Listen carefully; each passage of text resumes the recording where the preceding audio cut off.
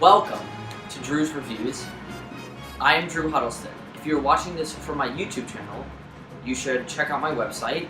I will put the link in the description. And if you are watching this from my website, welcome. This is my first real upload. A lot of the other uploads were just stuff from projects, old newspaper articles, just any sort of stuff that I found laying around.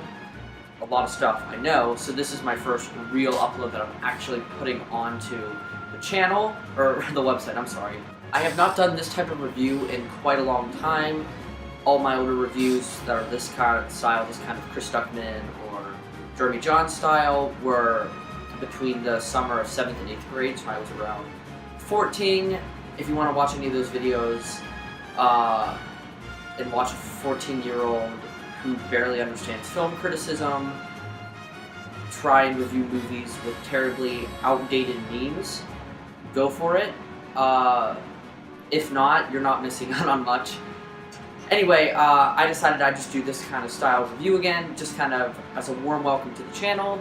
I may do a written review for the movie Ready Player One. I'll have to see. We'll have to see how I'm feeling, I mean.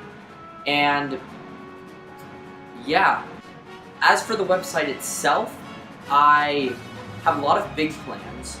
I'll keep doing written reviews. I probably won't do another review like this. Unless I feel like it, or unless I get requested to.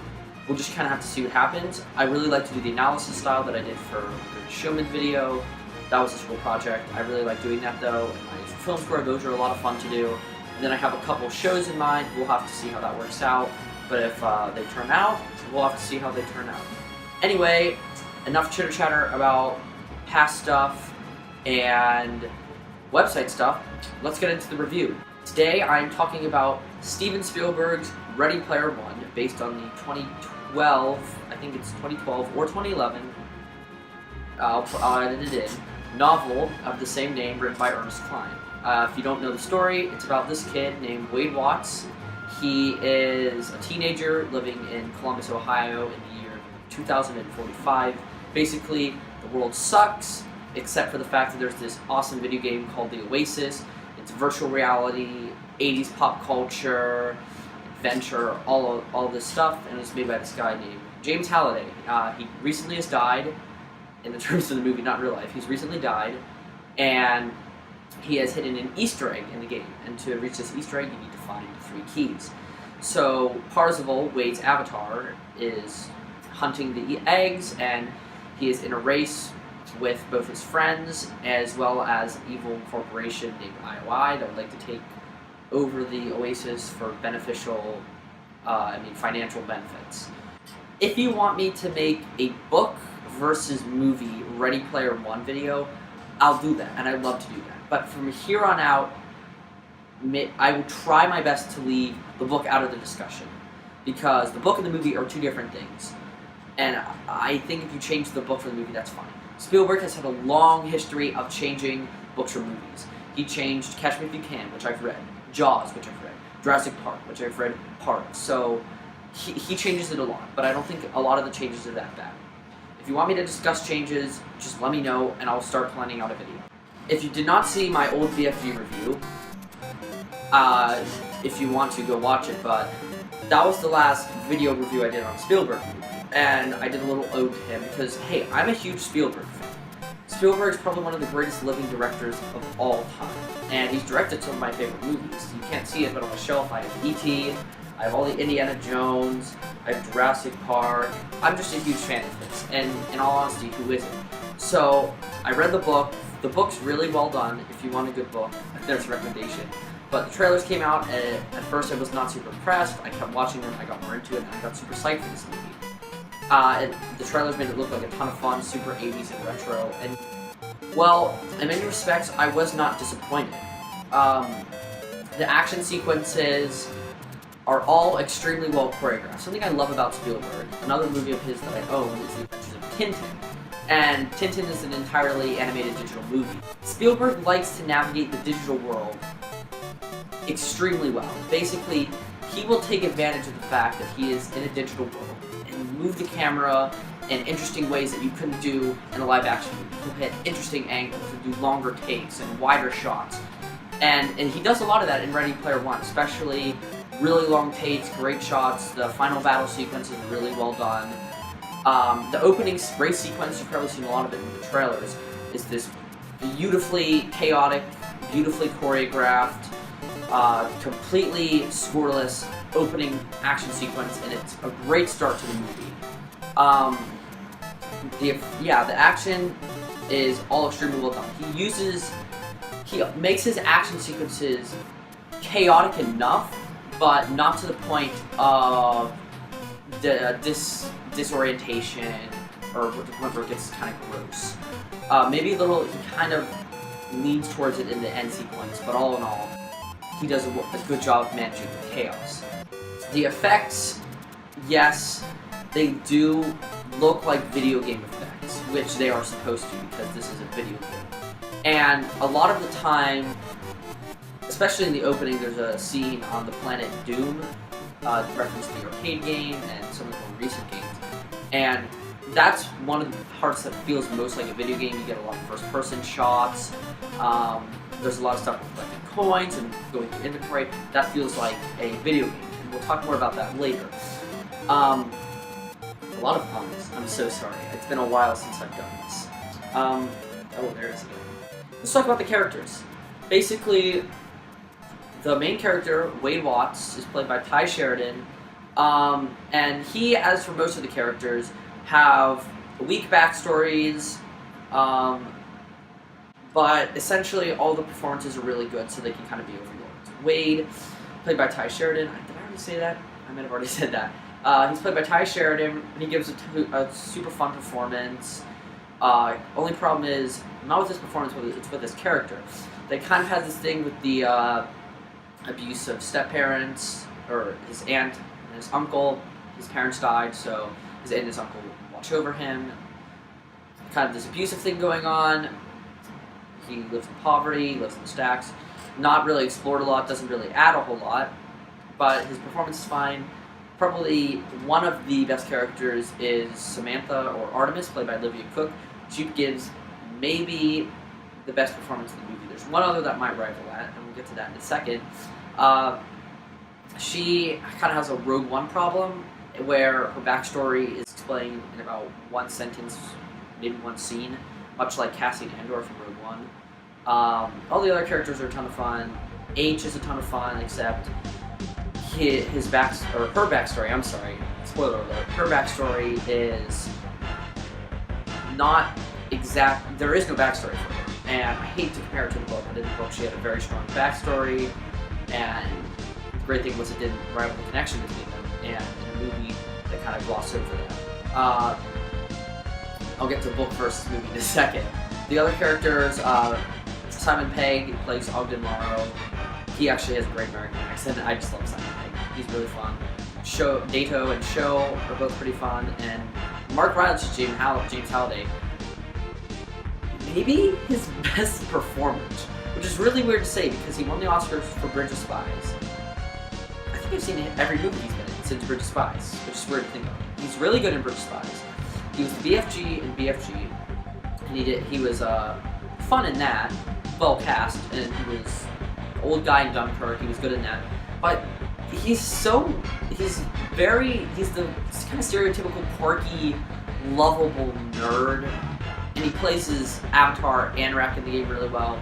And there's a scene near the end with him and Parzival that's actually really one of the more touching moments in the film. Yeah, he and Olivia Cooke are the best performances in the movie. Everyone gives a great performance. Those two are the best. All the other character development, kind of non-existent, flat, boring, sucks. One other character I forgot to mention is T.J. Miller's character. He was listed in cast, and he plays a character named IROC, who was not in the book. T.J. Miller is a ton of fun in this movie. He gives a good performance. I love the name of this character because it totally feels like something a gamer would name himself, IROC.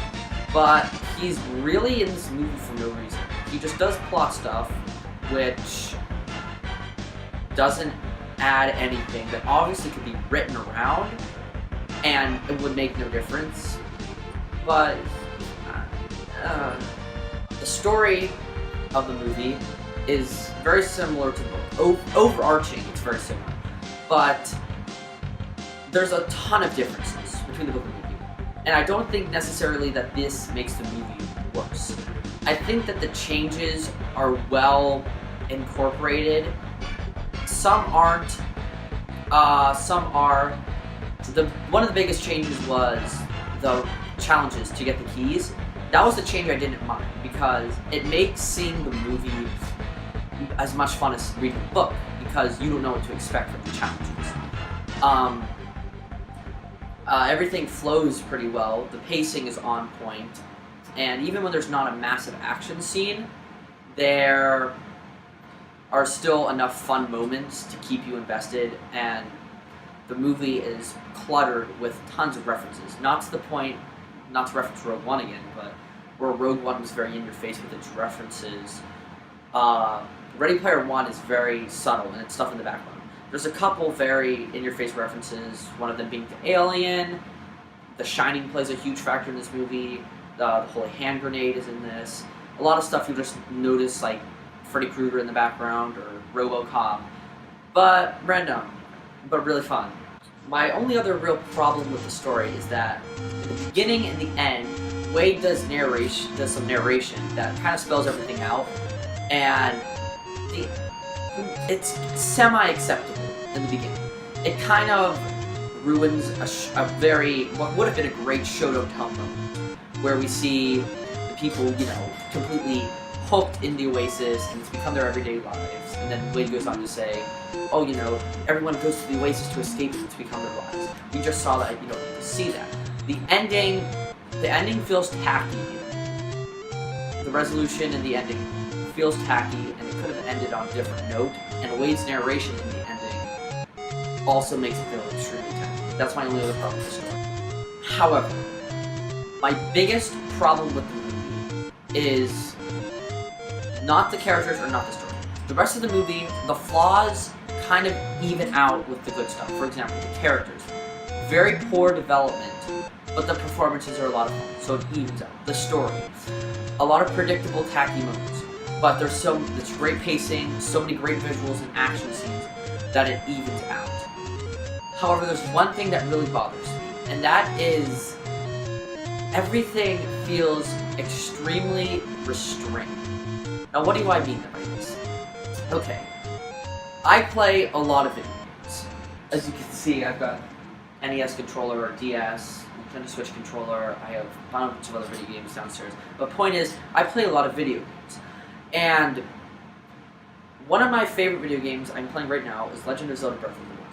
And it's a massive open world game. You've probably heard about it. And no matter where you look, it just feels massive, unrestrained, where you can just run around and do anything. And my problem with Ready Player One is it always feels extremely restrained. The book builds up the world to be this massive universe, just this endless gauntlet of things to do. And Ready Player One, it builds it up, yes. We get an opening shot going through all the different things. We get to explore different places. But it always feels restrained, like you're confined. It doesn't feel as vast and as massive as it really should be feeling to me.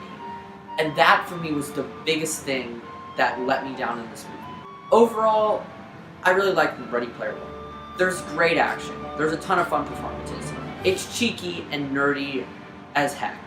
But there's some poor character development. There's some predictable and tacky moments.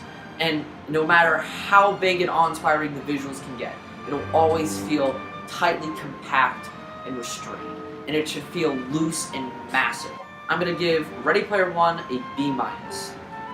I am still waiting for the breakout Steven Spielberg blockbuster. It hasn't been since The Adventures of Tintin, so we've gotten a great one. BFG, not huge on it. This movie, as fun as it is, still very fun. But if you want to check it out, check it out. It's a ton of fun. Thank you very much for watching this video. I will hopefully get around to posting. I have some show ideas, as I mentioned earlier. If you would like me to do a book versus movie for Ready Player One, just let me know, and I will gladly do it. I'll start writing a script, and yeah, can't wait to see you guys later.